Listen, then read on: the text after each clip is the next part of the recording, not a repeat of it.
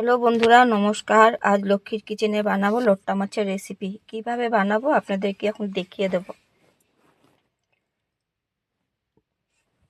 মাছগুলি কত সুন্দর দেখুন, লালচে লালচে, মোটা মোটা, লম্বা লম্বা সাজিয়ে আছে। খুব ভালো লাগছে দেখে। এখন ওই মাছটা আমি কেটে নিচ্ছি। পাখাগুলি কেটে দিয়েছি, পেটোটাও বের করে দিয়েছি।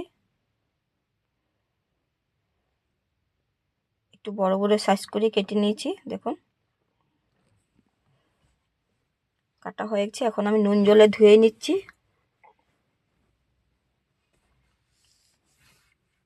পরিষ্কার জলে ধুয়ে তুলে নিয়েছি। ধোয়া হয়ে গেছে।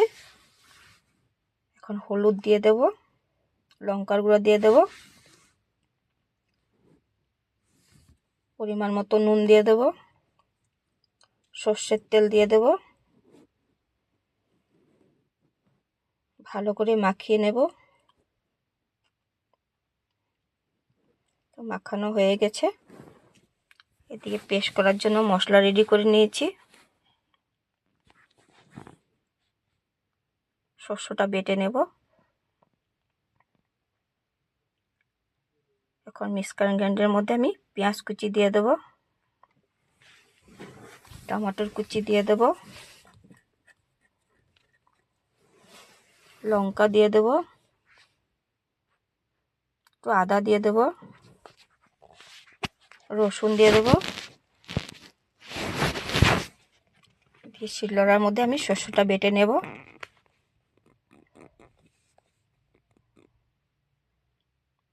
ভালো করে মিহি করে বেটে নিয়েছি। আমি তুলে নিচ্ছি।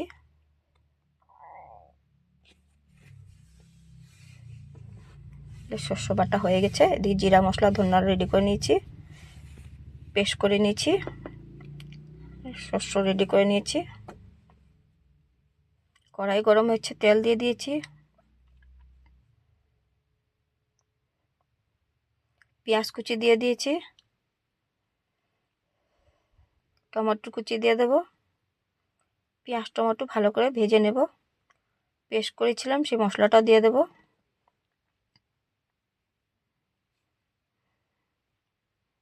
জিরা গুঁড়ো, ধনিয়া গুঁড়ো, লঙ্কা গুঁড়ো, হলুদ গুঁড়োও দিয়ে দেব। ভালো করে ভেজে নিয়েছি। শস্য বাটা দিয়ে দেব। ভালো করে ভেজে নেব। পেঁয়াজ পাতা দিয়ে দিয়েছি।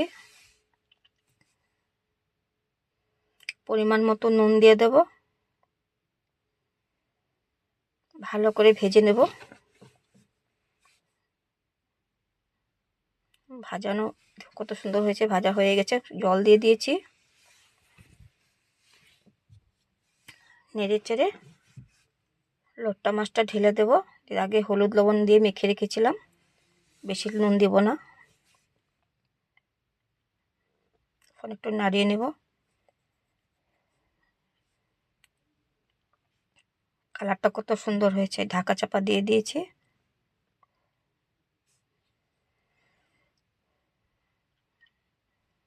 সবজিটা হয়েই গেছে, দেখুন কত সুন্দর হয়েছে। কাঁচা লঙ্কা কয়েকটা দিয়ে দিয়েছি। ধনিয়া পাতা ছড়িয়ে দেব। সবজি হয়ে গেছে, দেখুন কত সুন্দর হয়েছে। সর বসে গেছে দেখতে। মাছটা তুলে নিয়েছি প্লেটে। কেমন হয়েছে আপনারা বলবেন। ভালো লাগলে লাইক এন্ড সাবস্ক্রাইব কমেন্ট করবেন। আজ এতক্ষণই রইল।